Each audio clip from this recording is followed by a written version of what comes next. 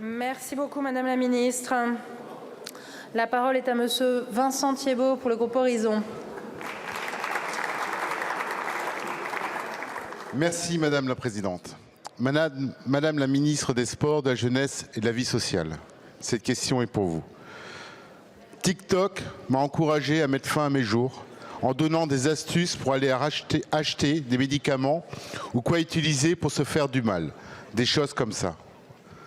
Ces témoignages, mes chers collègues, est celui d'une jeune adolescente de 17 ans qui a tenté de mettre fin à ses jours en raison du harcèlement scolaire accentué largement par des contenus TikTok qui font la promotion du suicide, de l'automutilation ou encore de troubles alimentaires.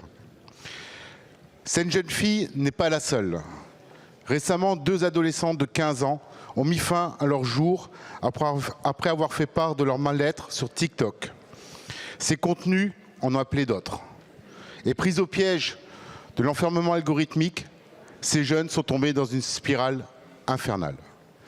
Ces passages à l'acte ont poussé les familles de ces 2 adolescentes, ainsi que 53 familles, ce lundi 4 novembre, à attaquer et à signer le réseau TikTok devant la justice. Leur objectif, faire reconnaître la responsabilité du réseau social dans la dégradation d'état de santé mentale et physique de ces enfants. Nous connaissons et nous le savons, à travers plusieurs études, le poids qu'a l'enfermement algorithmique chez les jeunes et les graves conséquences dramatiques qu'ils peuvent avoir. Pas que chez les jeunes d'ailleurs. Ces dernières années, plusieurs lois, dont la loi portée par le président Marcangeli, ont permis d'avancer sur les dangers du numérique pour protéger notre jeunesse. Madame la ministre, à l'heure où la santé mentale est la grande cause nationale, à l'heure où de nombreux jeunes et moins jeunes sont victimes de ces contenus néfastes, pourriez-vous nous indiquer quelles sont les actions à mener? Que comptez-vous faire pour obliger ces plateformes, enfin, à revoir leur système de modération et de recommandation? C'est une question de santé mentale, publique et de protection de notre jeunesse. Merci. Merci, mon cher collègue. La parole est à Monsieur Gilles Averrousse, ministre des Sports, de la Jeunesse et de la Vie associative. Madame la Présidente, Mesdames et Messieurs les députés, Monsieur le député Thiébaut. Comme vous le soulignez, les réseaux sociaux peuvent présenter des dangers réels pour notre jeunesse. En particulier pour les plus jeunes qui s'y connectent massivement, dès 8 ans et demi en moyenne, selon une étude de la CNIL qui date de 2021.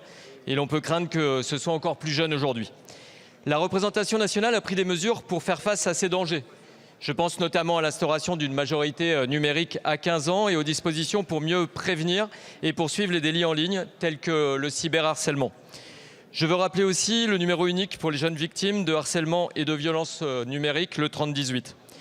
Il importe que ces mesures que vous avez votées soient mises en œuvre avec force et que des sanctions s'appliquent quand elles ne le sont pas respectées, y compris pour les réseaux sociaux les plus puissants. Sur ce sujet de société, tout le monde doit agir et il faut avoir une vue d'ensemble.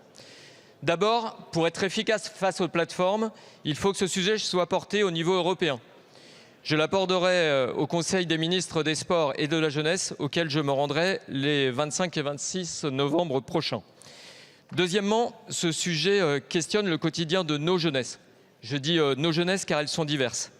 Chaque minute passée dans une équipe de sport, dans une association, entre jeunes ou entre générations, est une minute de gagner pour faire nation ensemble. Nous devons donc encourager les pratiques collectives. Enfin, ce sujet questionne notre capacité à comprendre les aspirations des jeunes, à dialoguer avec eux et à leur donner des perspectives. À cet effet, j'ai nommé un nouveau président du Conseil d'orientation des politiques de jeunesse, Hugo Huet, et je lui ai demandé de faire de ce dialogue une priorité, y compris dans les territoires ruraux et ultramarins.